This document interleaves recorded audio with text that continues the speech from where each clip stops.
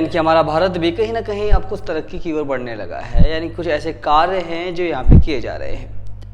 भारत में पहली बार कहीं ना कहीं जाकर डिफेंस कॉरिडोरों का निर्माण किया जाएगा और भारत के अंदर 2 जगहों को इसके लिए चिन्हित किया गया है। यानी कि वे 2 ऐसे राज्य रहेंगे जहाँ पर भारत में पहली बार डिफेंस कॉरिडोर का निर्माण किया जाएगा। पहला वो राज्य है जिसको हम तमिलनाडु के नाम से जानते हैं, यानी कि तमिलनाडु राज्य में डिफेंस कॉरिडोर का निर्माण होगा। और दूसरी अगर हम बात करें तो भारत का चौथे नंबर पे आने वाला एरिया के हिसाब से जो राज्य है और आबादी के हिसाब से पहले नंबर पे है, जिसका नाम है उत्तर प्रदेश। वहाँ पे भी जो है कहीं ना कहीं डिफेंस कॉरिडोर का निर्माण किया जाएगा। इसकी उद्घोषणा जो है खास करके बीजेपी सरकार नरेंद्र मोदी जो है 2018 से 2019 में कर चुके हैं और इनके बजट में भी ये शामिल हो चुका है। कितना खर्चा आएगा, कैसे इसका निर्माण किया जाएगा, कहाँ कहाँ ये कॉरिडोर रखे जाएंगे, आपको इसके बारे में पता चल जाएगा। तो कहीं ना कहीं उत्तर प्रदेश डिफेंस कॉरिडोर की अगर हम बात करें, ठीक है ना, तो यहाँ पे आप बात देख पा रहे हैं। इसको हम खास करके देखा जाए तो इसको हम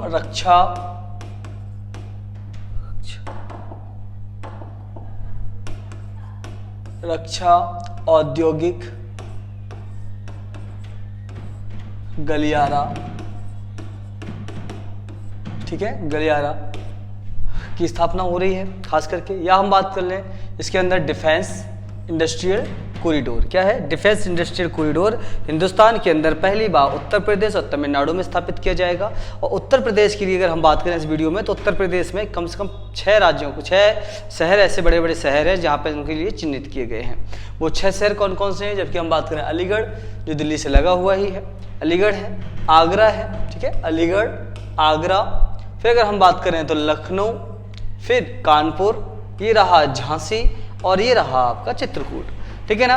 तो अलग अलग नोड जो रखे गए हैं यहाँ पे, अलग अलग जो गलियारे हैं यहाँ पे डिफेंस के, यानी कि जो सरकार है हमारी, वो क्या करेगी, सेना के लिए विभिन्न प्रकार के जो उनकी आवश्यकता अनुसार जो चीज़ें होंगी डिफेंस के लिए, वो चीज़ों का निर्माण किया जाएगा। इसके लिए इसका मतलब ये है कि डिफेंस इंडस्ट्रियल कॉरिडोर यहाँ पे जो है स्थापित किया जा रहा है। और ये जो है 6 आपने देखे यहाँ पे 6 शहर ऐसे हैं जहाँ पर ये किया जाएगा। यहाँ पे भूमि अधिग्रहण किया जाएगा। आप देख पा रहे हैं झांसी का जो इलाका है, इसमें हमें यहाँ पे देखिए क्या क्या कवर करने वाले हैं, आप देखेंगे गौर से।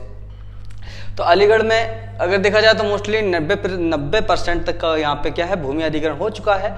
वहीं पे अगर हम बात करें तो झांसी में कम हुआ है।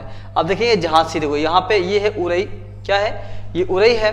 उरई से थोड़ी दूर जाने के बाद में, यानी कि 3 से 4 किलोमीटर के बाद फिर झांसी और इसका पूरा इलाका जो है डिफेंस कॉरिडोर के अंदर आ जाएंगे।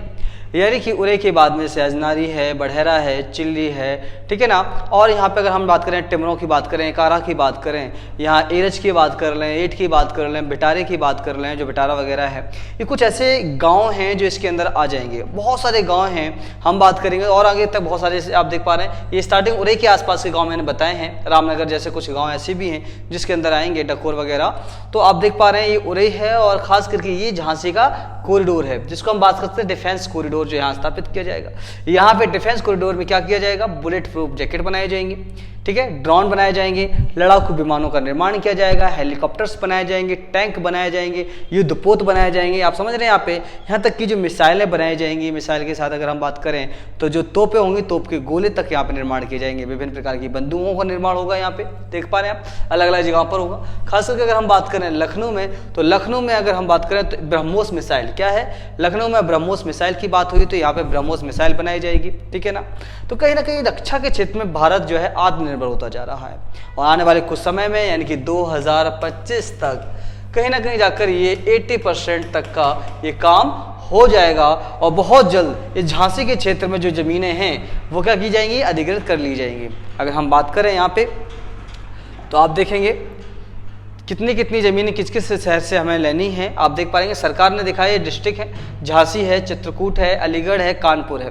यहाँ पे हुआ क्या है कि इन्होंने लैंड जो इन्होंने हेक्टेयर में, कितने में, हेक्टेयर में रखेंगे। ये 8 सितंबर 2020 का डाटा है और इन्होंने कहा था कि भैया हम क्या करेंगे, झांसी से 3025.3480 हेक्टेयर जमीन क्या करेंगे, अधिग्रहण करेंगे। यानी कि सरकार इस पर क्या करेगी, इनको छीन लेगी, मतलब ले लेगी और इसके बदले किसानों को उसका मुआवजा दे देगी, ठीक है। वहीं पे चित्रकूट से 500, अलीगढ़ से 52, और कानपुर से 217 और खास करके टोटल जो था 3796.0329 हेक्टेयर जमीन जो है सरकार अधिग्रहण करेगी उत्तर प्रदेश से। ठीक है, आगे आप देख पा रहे हैं सबसे ज्यादा कहां से कर रही है, ये कर रही है झांसी से। कहां से कर रही है आप देख पा रहे हैं, ये झांसी से सबसे ज्यादा यानी कि 3025, ठीक है ना, 0.3480 तक का भूमि अधिग्रहण यहां से किया जाएगा। जबकि अब तक कितना हो चुका है, अब तक 1026.2857 तक का यहाँ पे भूमि अधिग्रहण हो चुका है। ये हेक्टेयर में है, ध्यान रखना, हेक्टेयर में इन्होंने जमीनें क्या की है, हेक्टेयर में ये वसूल कर चुके हैं, इनकी अब तक इन्होंने इस चीज का अधिग्रहण कर लिया है। और खास करके अगर हम बात करें यहाँ पे एरच की, क्या है, एरच की बात करें तो एरच में तो ये काम स्टार्ट भी हो गया है ना। अगर हम बात करें तो एरच में क्या हो गया है, ये झांसी के क्षेत्र में, झांसी का जो ये इलाका है, इस इलाके में यहाँ पे उरई से कुछ दूरी पर 8 के बाद कुछ मतलब समथिंग 10-25 किलोमीटर के बाद एरच आता है। और यहाँ एरच नाम के जो एक गांव है, जो खास करके देखा जाए तो यहाँ पे भी जो है एरच में एयर डिफेंस कॉरिडोर का काम शुरू हो चुका है। हाँ, हम कह सकते हैं ज़्यादा पैमाने पर नहीं हुआ है, बट स्टार्ट हो गया है। ठीक है, देख पा रहे हैं आप यहाँ पे। तो इस प्रकार से देखेंगे ये कॉरिडोर है आगरा, झांसी, चित्रकूट, लखनऊ, कानपुर और ये आगरा। ये इससे क्या हुआ, पूरे के पूरे। यहाँ पे अलीगढ़ भी है, क्या है, अलीगढ़ भी है, भूल गए बेचारे, अलीगढ़ को छोड़ ही दिया उन्होंने।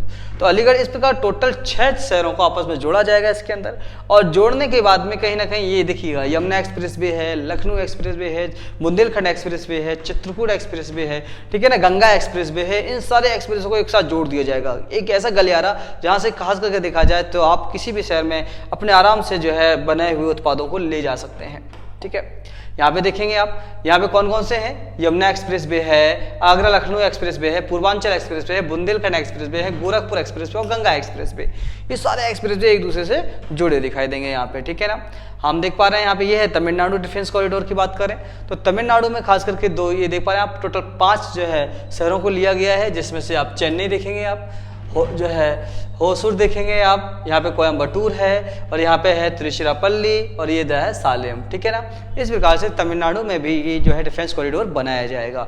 यानी कि यहाँ पे भी युद्ध के लिए जितने भी सामान होते हैं जो डिफेंस के लिए, यानी कि जो पुलिस वाले मतलब जो आर्मी होती है हमारी, उस आर्मी के लिए जो ग्लव्स हों, जैकेट हों, ब्लड प्रूफ जैकेट की बात करें, जूते की बात करें, बंदूकों की बात करें, तोप की बात करें, टैंकों की बात कर लें, है ना, चाहे वो हम लड़ाकू विमान की बात करें, ड्रोन्स की बात कर लें, है ना, विभिन्न प्रकार की बंदूकों की बात करें, है ना, तो यहाँ पे ये बनाई जाएंगी। और खास करके देखा जाए तो जो युद्धपोत हैं, खास करके पानी में चलने वाले, जो पानी के लिए पानी में जो चलने वाली बड़ी बड़ी पनडुब्बियाँ हैं, उनका निर्माण हो, चाहे पानी वाले जहाज़ों का निर्माण हो, वो सारा कहीं ना कहीं जाकर हमारे इस क्षेत्र में उत्पादन होने वाला है। यानी कि भारत, इससे साफ पता चलता है कि हमारा जो हिंदुस्तान है वो डिफेंस के क्षेत्र में आत्मनिर्भर होता जा रहा है। तो क्या आपको लगता है कि जब ये बनाए जाएंगे तो यहाँ के स्थानीय लोगों को रोजगार की सुविधाएं उपलब्ध होंगी? बेशक होंगी, और कहीं ना कहीं जाकर काफी लोगों को, यानी कि यहाँ के क्षेत्र में 12 से 15 लाख लोगों को रोजगार उपलब्ध होने की संभावनाएं जताई जा रही हैं। सरकार का मानना है कि 12 से 15 लाख लोगों को यहाँ पे रोजगार